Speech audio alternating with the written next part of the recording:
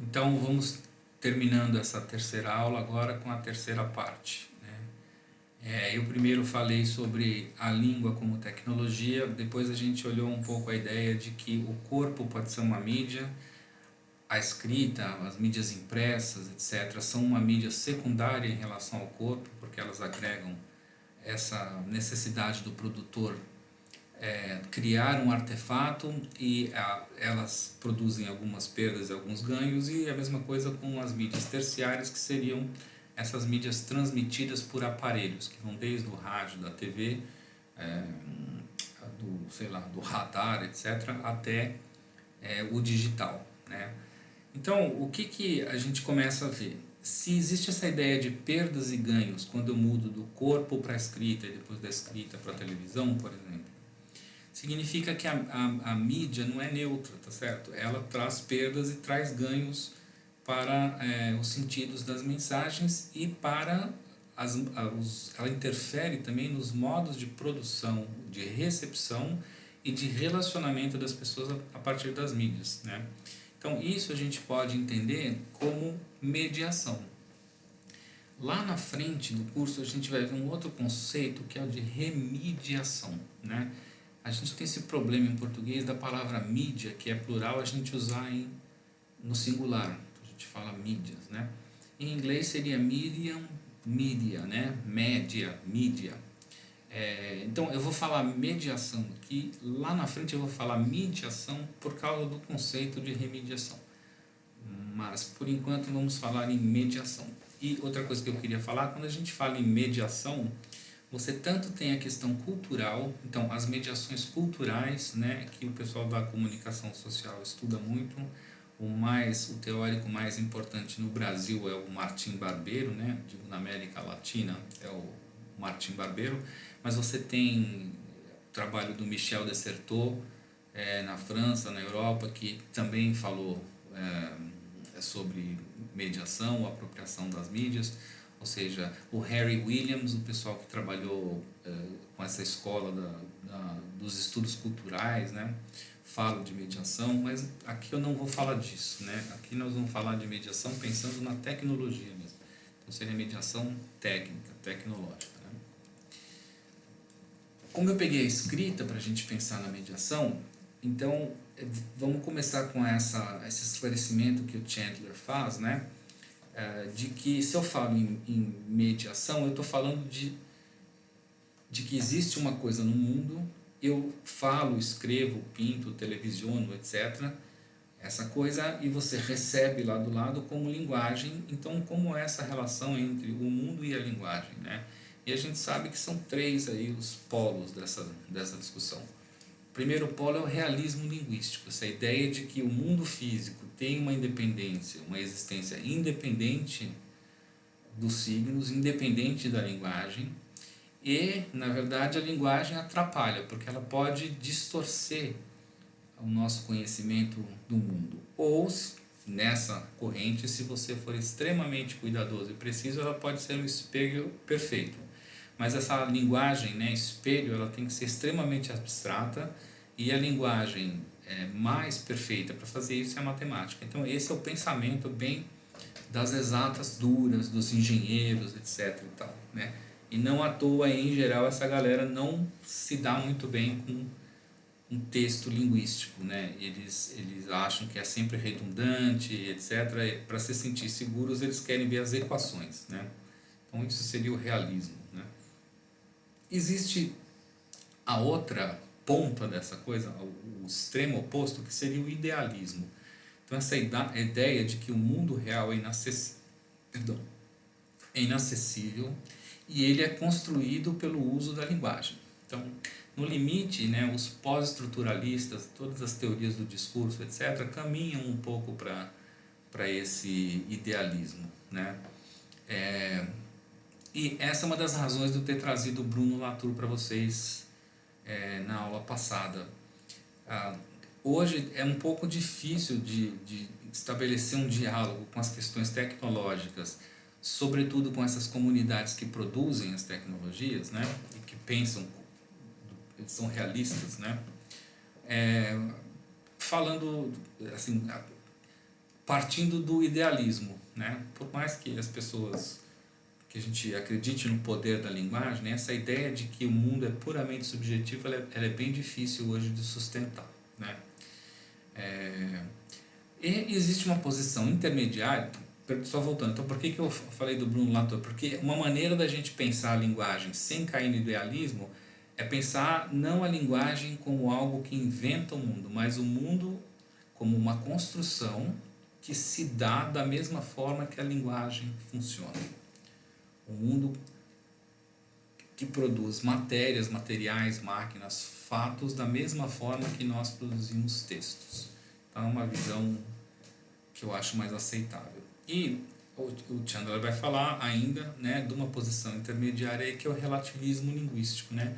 Essa ideia de que a língua tem um papel importante, tem um certo papel na construção do mundo, porque ela impõe categorias, mas não é que o mundo é feito totalmente de linguagem e que as línguas é que inventam realidades totalmente diferentes, porque em diferentes culturas e diferentes línguas você acaba encontrando certas ideias que a gente pode chamar de quase universais, né? Então, existem relativismos linguísticos, existe o relativismo linguístico forte, aquele da famosa hipótese, né, do Worth-Sapir,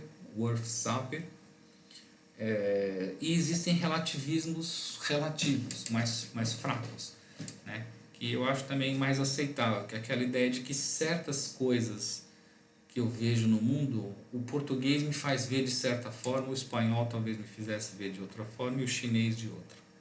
Mas isso tem um limite, né? Então, essas três posições são pano de fundo para a gente falar em mediação. E o que seria então a linguagem, as línguas, né, como mediação do mundo? O Chandler vai dizer: a linguagem não dá conta de lidar adequadamente com toda a riqueza da experiência humana, mas é a mídia mais poderosa de todas. Ou seja,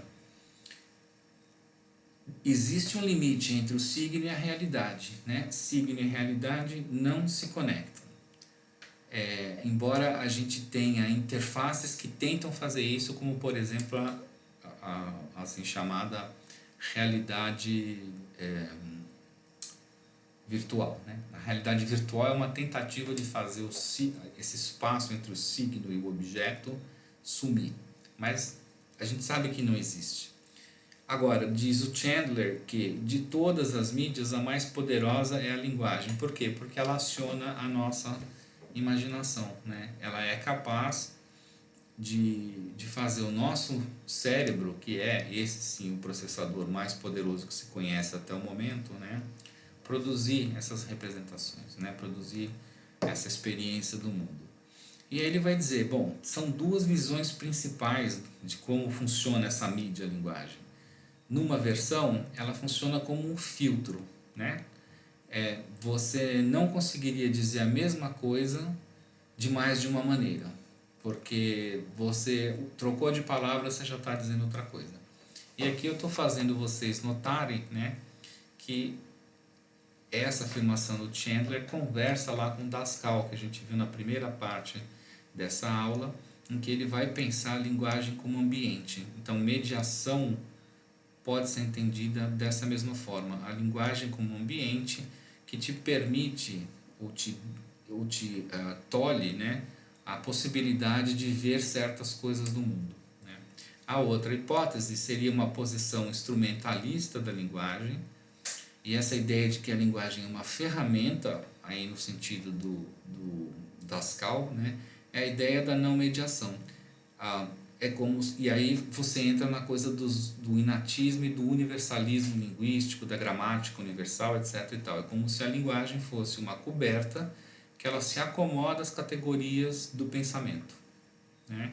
O mesmo pensamento poderia ser formulado em qualquer língua. Então, a gente vê aquelas árvores sintáticas todas, né, do formalismo. Você olha várias línguas e em várias línguas você consegue chegar em algum momento, né, em alguma daquelas árvores que também existem nas outras línguas. Então, esses dois polos ajudam a gente a recuperar aqui, né, a ideia das quatro visões sobre sociedade e tecnologia que a gente viu na aula 1 e sobre a A ideia do Dascal de que a linguagem funciona como tecnologia, ambiente, recurso ou ferramenta que a gente viu na parte 1 dessa aula. Bom, o Chandler vai dizer, tá bom, então como é que a gente trabalha a questão da mediação? E ele vai se colocar como construtivista. Ele diz, eu não sou nem idealista e nem realista, eu sou um construtivista. Eu acredito num relativismo moderado da linguagem, né? E daí ele vai trazer essas definições. Então, o que é uma mídia para o Chandler? São materiais físicos ou não com os quais nós definimos e construímos a realidade. Olha que interessante. Materiais físicos ou não com os quais definimos e construímos a realidade. Então, a língua pode ser vista como mídia, um papel de seda pode ser visto como mídia, né? Matemática pode ser, qualquer dispositivo, material, que, quando eu falo material não físico, eu estou falando formal, né? Com os quais a gente possa definir ou construir a realidade. Sistemas semióticos são sistemas simbólicos que servem para apoiar essa construção. Então, a toda a mídia estão associados certos sistemas semióticos que ela é capaz de sustentar, né? O livro impresso é capaz de sustentar os sistemas verbais e alguns sistemas visuais, né? O desenho, a gravura, a pintura, etc. E tal. O que seriam as mediações? Eu já fiz essa ressalva para vocês, tirando a ideia da mediação cultural. As mediações seriam os processos físicos, sociais e psicológicos pelos quais a realidade é definida por determinado intérprete. E o que seria então uma teoria da mídia? Ou qual o papel da teoria da mídia? Enfatizar as mediações. É justamente combater essa ideia de que as mídias são neutras, né? A gente parece uma bobagem a gente dizer isso, mas tirando nós aqui das letras e o pessoal da teoria da comunicação, a tendência, né, e das humanas, a tendência das pessoas é achar que a mídia é neutra. Se ela não é neutra, é no sentido de que o jornalista fala mentira, ou o político diz o que interessa, a ideia do conteúdo, mas a ideia de que o processo midiático não é neutro não é muito simples das pessoas entenderem, né? Então a teoria da mídia tem que problematizar essa construção dos significados sociais e desconstruir a concepção da realidade natural, né? Fazer o quê? Expor o processo ideológico que está funcionando nas mediações. Então, quais são as convenções, como é que são as práticas, que estratégias que estão sendo usadas naquela mídia para manter o processo social, ou seja, para interferir naqueles vínculos que já o Prost dizia que são a base do tecido social, né? Ele vai dizer assim, ó, um meio fecha algumas portas e abre outras. Ele tanto exclui como inclui, tanto distorce como clarifaz, não sei como é que esclarece, né? Tanto esconde quanto revela, tanto nega quanto afirma e tanto destrói como cria. A ideia é o seguinte, cada sistema semiótico e cada mídia tem certas possibilidades, né? Certos potenciais, né? Se a gente tivesse alguma mídia ou algum sistema semiótico que fosse capaz de dar conta de todos os sentidos da cultura, a gente não teria tantos sistemas semióticos e tantas mídias. Quer dizer, existe sempre uma busca de tentar, por uma determinada mídia, chegar num sentido que outra determinada mídia não te deixa, né? Agora, toda vez que eu estico a coisa para tentar chegar num determinado sentido por uma determinada mídia, eu vou ter perdas, né, de sentido que só a outra mídia era capaz de trabalhar. E é por isso que, em geral, não existe texto nem mídia monomodal ou monomidiática, né? Tanto os textos, né, como as mídias, eles são multimodais, né? Acontece que certas modalidades dessa multimodalidade que os constitui, nós simplesmente ignoramos ou damos um papel secundário, digamos assim, administrativo, né, para ela. Quando a gente for falar de multimodalidade mais para frente no curso, eu vou retomar isso com vocês. Então, o que ele vai dizer sobre o processo, né? As influências que a mediação propõe sobre o usuário, elas são inconscientes e elas são diferentes do propósito original do uso da mídia, né? Então eu vou ler um relatório porque eu quero entender exatamente o que aconteceu, mas a escolha de palavras de quem fez o relatório pode me induzir a não entender exatamente o que aconteceu. E a pessoa que escolheu a palavra pode não ter querido que eu interpretasse o que ela disse do jeito que eu interpretei, né? Para nós não é novidade, mas pensar isso como mediação é importante. A mente estende o seu poder de compreender quando uma mídia traz ganhos, né? Mas para fazer isso, para você estender o poder de compreensão, como o poder cognitivo, né? A capacidade cognitiva é finita, você acaba tendo que reduzir a complexidade e a diversidade do mundo. Por isso que tem ganhos e perdas. Se eu quero ver muito bem, né, aquela imagem, eu vou ter dificuldade de descrever aquela imagem em todos os detalhes com o verbal. Eu fecho uma porta para abrir a outra. Então, a palavra-chave quando a gente fala de mediação é seletividade. É o que a mídia amplifica ou reduz do fenômeno que a gente tem em mente, né? E aí as palavras-chave são affordance ou constraint. Affordance a gente traduz como propiciação, aquilo que aquela mídia permite, que dá para fazer com ela, né? O que dá para fazer com uma mídia, o que não dá para fazer com uma mídia, né? Por exemplo, dá para criar um nome próprio com uma palavra. Com imagem é mais difícil criar um nome próprio, né? Dá para explicar o quão mais quente uma coisa está do que a outra com cores, por exemplo. Com palavras isso é meio limitado. Quantos graus de temperatura eu consigo exprimir com palavras diferentes, né? Então, ou você amplifica, quer dizer, cada mídia vai permitir amplificar ou vai facilitar um certo tipo de sentido e vai restringir o outro, né? Então, as mídias vão ajudar a organizar o tempo e o espaço de certas maneiras, né? Então vamos comparar a televisão com o YouTube, né? O YouTube vai te permitir ver o que você quiser em qualquer lugar, a qualquer momento. A televisão tem que ser num lugar onde tem um aparelho de televisão, vamos pensar na televisão antes do celular, teria que ser no lugar onde tem um aparelho e teria que ser na hora em que está sendo transmitido, né? Isso pode ser bom, né? Então na hora que o presidente quer fazer lá o discurso dele, mensagem à nação, pode ser bom que às 8 horas da noite todo mundo tenha que parar e prestar atenção, porque isso tem um efeito pragmático importante. Como também é bom para mim assistir videoaulas no YouTube enquanto eu estou no ônibus, em vez de ter que estar todo dia às 5 horas da manhã ligar no telecurso segundo grau, como era antigamente, né? Todas as mídias amplificam ou amortecem os sentidos também, ou a percepção, né? Então o rádio vai te permitir dirigir, porque ele não usa a tua visão, né? Embora mentalmente você esteja produzindo imagens, dá perfeitamente para você dirigir com rádio. Assistindo televisão ou digitando no celular já não dá, né?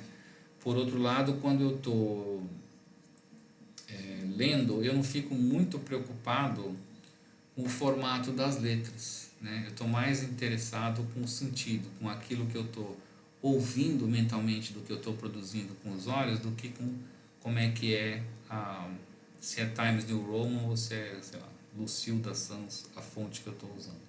E claro, né, os meios vão favorecer ou desfavorecer certas habilidades, certas atitudes e certos valores ideológicos.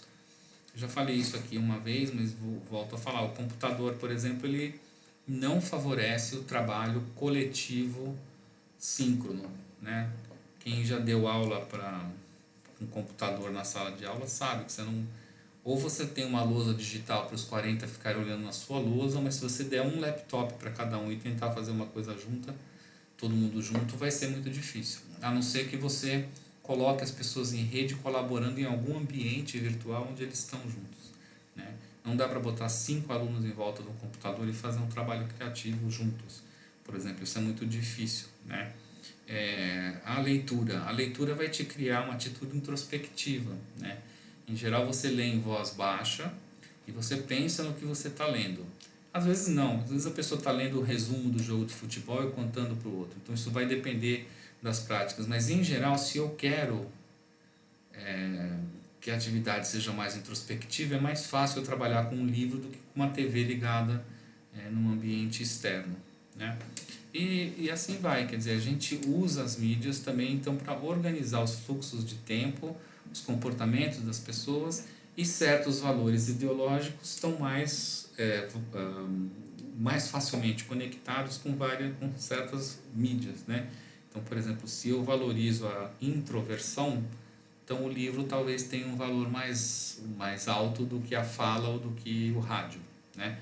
Se eu valorizo a comunicação, se eu valorizo a espontaneidade, então talvez o livro seja uma coisa mal vista nesse grupo, né, cultural, e por aí vai. Então, como é que a gente estuda mediações? E nós todos fazemos pesquisa nisso, embora a gente não seja da área de comunicação, né? A gente está, por exemplo, quem trabalha com ensino à distância está muito interessado em saber como que o trabalho do tutor virtual, né, contribui ou atrapalha a aprendizagem em comparação com o trabalho do professor na sala de aula, né? Então, isso é um estudo de mediação, né? Só para dar um exemplo, né? Como que você faz? Bom, você tem que procurar tudo que foi excluído ou que devia estar lá e não está. Você deve olhar tudo que é óbvio ou garantido, porque nunca é, né? Essa obviedade significa que algo está sendo deixado de lado por algum motivo. Algo que poderia estar lá não está, e essa opção por não deixar lá alguma coisa que poderia estar significa que está havendo uma mediação. Então, e o que a gente quer com essa mediação é o que você vai estudar, né? E procurar aquilo que aparentemente é transparente, que ninguém mais repara na mídia. Aquilo que é invisível, né? Que a gente usa, né? Você não presta mais atenção. Se você não presta mais atenção é porque a mediação se impôs de tal forma que para você aquilo já é natural, né? Então, se você quer saber como uma mediação funciona, você tem que desconstruir justamente isso que parece transparente. É isso que vai te revelar a natureza do meio, né? E o que você quer entender com essa busca? Primeiro, que tipo de estrutura derivada, eu estou falando de estrutura de atividade, né? Ou que tipo de comportamento o meio impõe. Então, existe uma ligação relativamente, eu não ia dizer óbvia, mas ela é relativamente consensual, né? De que o celular favorece o individualismo, né? O celular favorece o individualismo. Então, a estrutura comportamental, né, do usuário de smartphone, né, ela, de alguma forma ela está sendo influenciada pelas mediações do smartphone. A gente tem que ir atrás disso para ver como funciona, e fazendo isso a gente entende a mediação, né?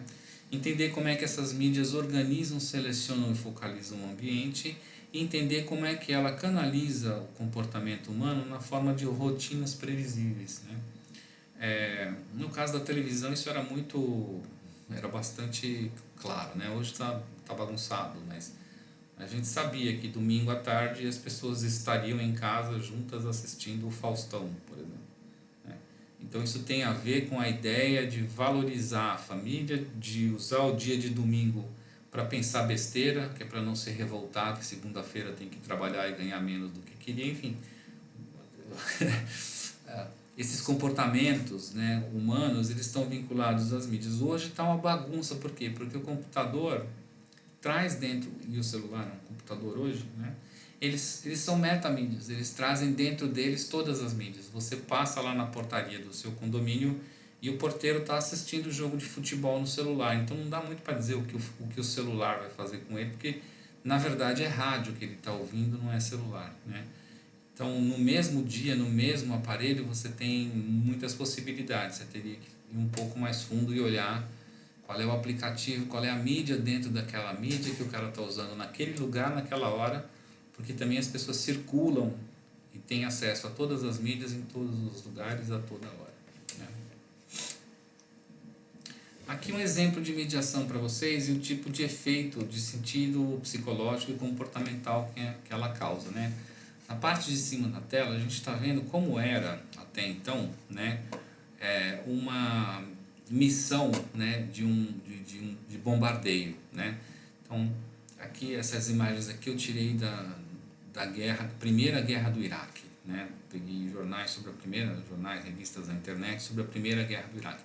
Então os caras decolavam no avião aqui, né, ou de um porta-avião, atravessavam lá o oceano e iam lá jogar bomba para matar alguém do outro lado do mundo. Esses caras estão aqui presencialmente, eles estão ouvindo esse barulho, eles estão sentindo o cheiro, eles estão vendo as pessoas correndo aqui em volta, né? E isso era uma forma de jogar bomba, né? Hoje como é que funciona? As Forças Armadas do mundo inteiro, mas em especial as americanas, que são as que a gente mais vê na televisão, né? Eles trabalham com drones, então o piloto ele não pega mais um avião, o piloto ele acorda, leva o filho para a escola e vai trabalhar num centro militar em que você tem um drone e as missões que vêm para ele aqui, ó, você tem que ir lá jogar bomba nesse lugar, atirar naquele lugar, espionar, tirar foto daquele lugar. Ele decola esse drone, né, e faz o trabalho assim, ó. É assim que ele vê, né, a destruição que ele está causando. Então, o que se perde, o que se ganha quando você faz isso, né? Você ganha a segurança do cara, você ganha a precisão, porque o cara não está lá suando, trepidando, com sono, com frio, né? O cara está vendo exatamente aqui numa tela de alta definição o que é que ele tem que fazer. E o que você perde? Bom, você perde que o corpo não é afetado imediatamente pelo que está acontecendo. Em algum momento, imagino eu, que o cara que faz isso 8 horas por dia, todos os dias, em algum momento não tem muita diferença entre isso e um videogame, né?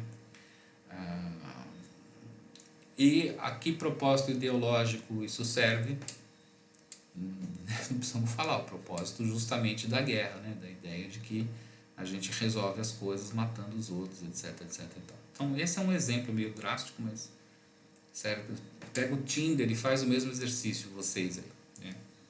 O que significa procurar namorado ou namorada na boate, na biblioteca, no shopping ou no Tinder, né?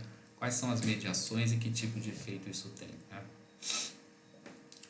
Agora, o Chandler, eu peguei o Chandler para falar, o capítulo que eu pedi para vocês lerem é para falar da escrita mesmo, que é o nosso caso, a nossa matéria, nosso material de trabalho, né? O que ele vai falar sobre a escrita? Ele vai pegar o que aconteceu com a escrita depois da invenção do processador de texto, ou seja, mudou a mediação da escrita, né? E o que ele vai dizer? Se você pensar a escrita como ferramenta, né, como o Pascal chamaria lá de ferramenta, ou seja, essa tecnologia do processador de texto, perdão, como ferramenta, ou seja, algo que foi construído especificamente para resolver um problema, o que ele vai dizer? Ele é flexível, diferentemente do que era a caneta ou lápis, né? Por que ele é flexível? Porque ele é uma rede de tecnologias juntas, ele faz um monte de coisas. Ele primeiro funciona como uma máquina de escrever onde você registra o texto, depois ele funciona como um corretor ortográfico, depois ele funciona como uma impressora que produz o texto em papel, depois ele pode funcionar como um registro de versões, ou seja, como se fosse um banco de dados, etc. e tal, né? E vocês lembram do Latour, que ele vai falar que nenhuma tecnologia é uma coisa, né? Ela pode até parecer uma caixinha preta que a gente chama de uma coisa, mas ela é sempre uma rede de coisas acontecendo, né? O processador de texto tem várias funções, né? Você pode anotar uma coisa ali que você está conversando que não é importante, você pode escrever a sua tese de doutorado, né? Você pode usar aquilo como um diário em que você vai arquivando várias coisas. Você pode simplesmente copiar um texto, tirar uma foto, alguma coisa, inserir num documento de Word e mandar para 1 milhão de pessoas. Então, se fosse uma máquina de xerox instantânea, né? E não é uma ferramenta de propósito geral, né? O processador de texto, como o nome já diz, ele foi pensado para processar texto. Agora, ele pode servir para vários propósitos coordenados. E aí é interessante a gente pensar a ideia dos letramentos, né? Então, você manda os seus alunos da graduação aí entregarem um trabalho, né? Eles vão lá, buscam, cada um, em geral eles não é para fazer assim que a gente quer, mas é assim que eles fazem. Cada um faz uma parte, né, do texto. Então você já usou para um propósito, cada um trazer uma parte. Daí eles dão na mão de um que vai organizar. Daí vai um terceiro que passa o corretor ortográfico, acerta a parte visual, etc, etc, etc. Daí tem o outro que vai imprimir e vai entregar, ou vai mandar, vai botar, sei lá, o logotipo da universidade, não sei o que, e vai te entregar, né? E cada uma dessas atividades que você fez, né, é parte de um letramento, ou seja, de uma prática maior, né, em que o processador vai, em cada etapa ou para cada aspecto dessa prática, ele vai atendendo a um determinado propósito, né? Se você de novo compara com a caneta e o lápis, é muito menos, né? Eles fariam muito menos, a mediação deles é muito mais simples, né? Se você pensar o processador como um ambiente, então ele passa a ser uma rede de ferramentas que estão conectadas por meio de regras e procedimentos rígidos. Então, se eu te der um arquivo XPT e quiser abrir no Word, ele não vai abrir. O formato tem que ser doc. Se eu quiser salvar, tem que ser numa pasta que tem espaço, que não sei o que lá. Se eu quiser salvar como PDF, ele vai ter que, eu vou ter que ter um espaço no disco maior, porque o arquivo fica maior, o arquivo fica menor. Se eu quiser fazer uma correção, primeiro eu tenho que clicar 2 vezes na palavra, clicar 2 vezes ou iluminar a palavra que eu quero apagar ou corrigir. Não adianta eu tentar corrigir para depois clicar. Então, ao mesmo tempo que é mais flexível, né, as regras e os procedimentos vão ficando mais rígidos. Por quê? Porque ele é mecanizado. Então, isso é, digamos, uma perda, né? O lápis não, eu vou retocando onde eu quiser, eu escrevo primeiro embaixo, primeiro em cima. Assim. Eu não estou muito preocupado se o lápis se a ponta do lápis é maior ou menor, que tamanho que é a folha do papel, né? Não preciso definir isso para o lápis me permitir que eu escreva, né? E, claro, né, o processador de texto, então ele vai acabar trazendo uma visão particular do que é a escrita, né? Antes a gente pensava a escrita como uma coisa que primeiro era elaborada mentalmente, talvez eu fizesse lá um outline e depois eu colocaria no papel. A gente até tem essa expressão, né? Eu tenho essas ideias para colocar no papel. Hoje, por causa do processador de texto, a escrita é muito mais abrir o processador e começar a escrever, até achar um fio condutor ou uma voz ou alguma coisa, e daí eu vou copiando, colando, ajeitando. Faço uma primeira versão, mudo de ideia, faço uma segunda versão, recopio, recolo. Então, passou a ser uma atividade muito mais de baixo para cima, quando antes era muito mais de cima para baixo, né? A própria atividade da escrita mudou por causa desse tipo de mediação, né? Então, é importante pensar também o seguinte, aqui é uma nota que eu estou trazendo, né? A gente vai falar mais para frente sobre software. O processador de textos é um software, o Chandler não vai olhar isso, né? Assim, pensar o processador como software, ele está pensando como um ambiente ou como uma ferramenta. Mas todo software ele é uma máquina simbólica, né? E ele só funciona quando ele é devidamente interpretado por outra máquina simbólica, no caso aí pelo sistema de operacional do computador, mas ao rodar ele cria uma outra máquina simbólica. E essa máquina simbólica é o escritor, quer dizer, ou o escrevente. Uma vez que eu use o processamento de texto, eu também de alguma forma passo a agir de forma algorítmica, porque se eu não agir assim, eu não vou conseguir tirar a produtividade dele. Eu tenho que obedecer certas regras e eu passo a ser um certo tipo de escrevente melhor definido, mais previsível do que eu era quando eu pegava papel, lápis, ou ainda pego, né? Papel, lápis e faço qualquer coisa, né? Finalizando, então, o Chandler vai dizer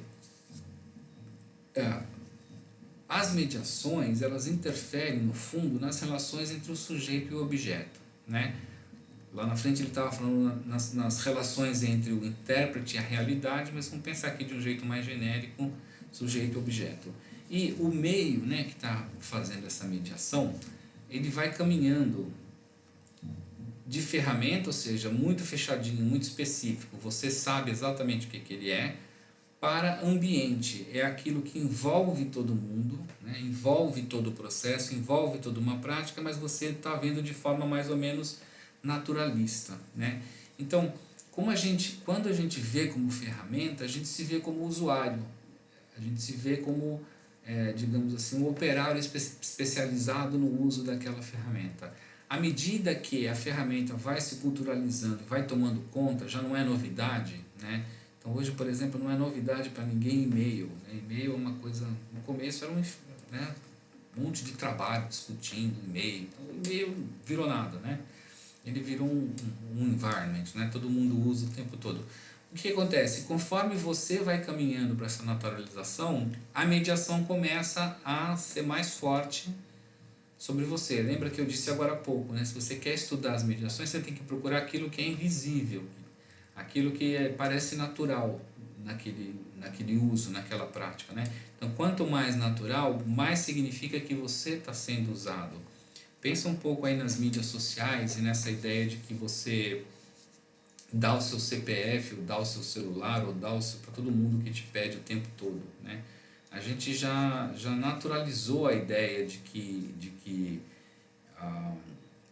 para usar qualquer coisa, né, na internet, eu tenho que ter uma senha, tenho que ter não sei o que, e as pessoas têm o direito de saber tudo sobre mim, né? Uma vez que eu aja dessa forma, eu estou sendo usado, né? Eu estou sendo, como eles dizem, né? Toda mídia social é de graça. E a equação é simples, você não está vendendo nada, você não está comprando nada, significa que você é o produto. Então esse é o exemplo máximo, assim, para mim, dessa ideia de que quando a mediação se naturaliza, você acaba sendo usado pelo meio, né? E aqui ele vai fazer né, vai colocar essas dicotomias aqui, né? Que eu não preciso ler para vocês, né? Eu vou só olhar a última linha, que é um pouco mais, talvez, cabeluda, por causa desse termo teleologia, né? Teleologia significa fazer as coisas com um propósito, né? Então, se eu estou ciente que aquele meio é um meio e estou ciente das mediações, então eu sei que eu estou usando aquilo para chegar em algum lugar. Quando essa tecnologia, essa mídia vira parte do cotidiano, parte do meu corpo, parte da minha mente, parte do dia a dia, uma coisa que eu tenho uma relação absolutamente íntima com ela, né?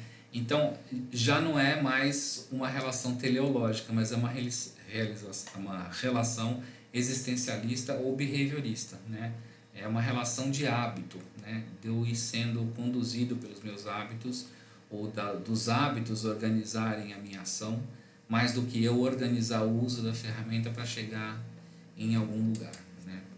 Esse é o problema das mediações e o nosso papel de educadores, não importa qual que é a mídia, né? Nosso papel de educadores, do mesmo jeito que a gente não pode pensar um texto como um pedaço de papel que transmite informação, a gente está sempre pensando o texto como um processo de significação e sempre desconfiando do que, né, que o texto faz com a gente, não só do que a gente faz com o texto. O mesmo tipo de atitude a gente tem que ter com todas as mediações tecnológicas, né? Isso define um pouco o que é o problema, o que é a missão da escola, do educador perante as mídias, para alguns autores, né? Para outros não. Então, com isso eu termino aqui a terceira aula. Falta só uma aula de vídeo.